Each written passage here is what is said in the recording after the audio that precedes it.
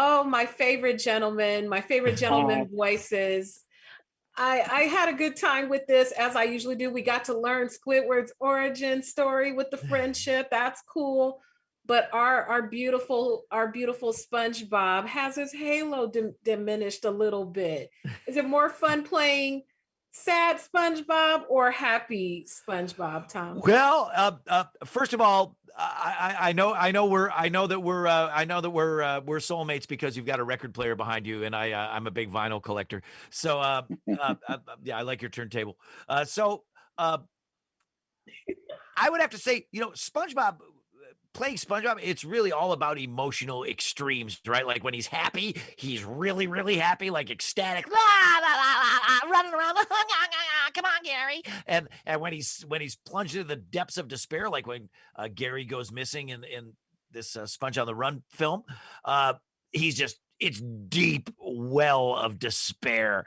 So there's kind of no in between with him. So I guess I would say that we're used to playing, or I'm used to playing those high highs and low lows, and yeah, he does spend a certain amount of this movie in the dumps because Gary, his best friend, has gone missing. But I'm pretty sure it works out okay. No, I'm not going to give any spoilers, but Rodger, and with Squidward, I've always wondered, I'm like, why Squidward hate them, but somehow he always comes through in the clutch when they need him. And this case is no exception. So we finally find that out. When you found out this was going to be Squidward's origin, how did you react, or did you always know? You always, as an actor, you always kind of want to investigate. You have your own ideas about what this person's origin story is, but then it takes the writers and the creators of the show to really give you the concrete version of that. So it's edifying. Absolutely, I learned about him, and now I can do him even better knowing that. And like Tom's character, his is this wide range of emotion. It's similar with Squidward in that he's either very calm and sarcastic or apoplectic. So he doesn't get the sad and the happiness like SpongeBob does, but he does have that exceedingly polarized world of emotion in there. So it's very enjoyable for me to try to do. I would venture to say that I think Squidward has even more shadings than SpongeBob. You know what I mean? Yeah. And Rodger checks all of those bazillion boxes so perfectly. Yeah, I could think of all sorts of things. Squidward, he's happy, he's sad, he's cunning, he's calculating. Right. And they've all been so fun to witness. And lastly, before they wrap me up, Tom, my dream has been to be the insurance lady that you can kind of be famous without being famous. What's the best part of being like one of the most famous cartoon voices ever? And you can still live like in anonymity for the most part. You know what's funny? I know the person who plays Flo from Progressive, and we've actually had this conversation in real life. Yeah, Stephanie Courtney. Yeah, I've known her way before Flo. So so it's the greatest. It's the greatest. I mean, I always look at it. I've been saying since the very beginning, and it just becomes more and more clear, as the years go on, that it's all the good stuff about being in show business and being on a popular show and being in a franchise that's global and a lot of people like it, with really none of the bad stuff. It's none of that.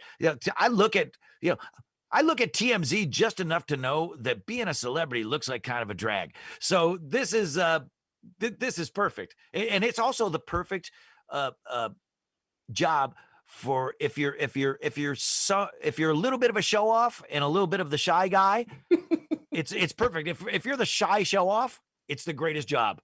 What's a really nice thing about that thing, and I'm on the other side of the coin. I like any sort of recognition, but it's when someone in the other side of the room points to you and tells a friend, that's blah blah blah from blah blah blah, and then they come over and they actually ask, is that true? And you do the voice, and that wonderful little moment of recognition, the eyes get big as saucers and the jaws drop, and they invariably say, no way. And that little moment is quite nice in the anonymity world of low-level celebrities. But it's controllable, right? Like Tom Cruise has no control over that when he Yeah. walks through an There's airport. a big difference. Big difference between like the people that are really A-list that can't go to the grocery store and us. Right.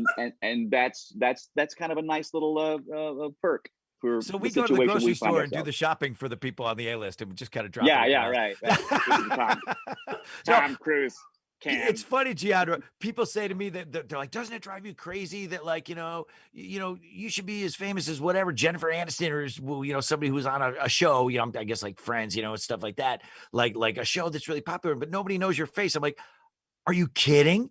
That's like the greatest perk of all time. That is so not a pejorative." Heck yeah. And That's my dream. You're so smart. And people go, "Oh, you must have been the class clown." And I go, I not only was I not the class clown, I wrote jokes for the class clown. Like I was the class clown's head writer. Ghost writer, yeah. Yeah, I was the ghost writer. I swear to God, I would write jokes for the class clown and go, "Hey, this fart joke could go over pretty good in math class. I think if you do it in the first 10 minutes, and it's perfect." Yeah, it's funny how the type of person you are is kind of set. A lot of it is set in stone from a very young age. For sure. And it's not all total anonymity, because we've been doing this for 20 years. We've done a lot of videos and stuff, and there are a huge swath of our fans that know our faces and know our names. I was at Pep Boys the other day, and I handed him my credit card, and he went, "Oh, you're Rodger Bumpass." And I went, "Hi, I have a mask on, I had sunglasses on. How do you know what I'm Rodger Bumpass?" So you're like, "If you really cared, you give me 20% off on this muffler." Yeah, right. And he did. That's awesome. Gentlemen, thank you so much. It was just an extreme pleasure. Thank you for your time. Jeandra, I love it. What record do you got on? What record is on your turntable right now? I had the soundtrack for a show on the, so I could listen to it to prepare, but I took it off so I didn't bump it during the interview. I love it. Well, that's one of those picnic players, it's a suitcase, and you take it with you. Yeah. Yeah. It's awesome. Thank you so much, gentlemen.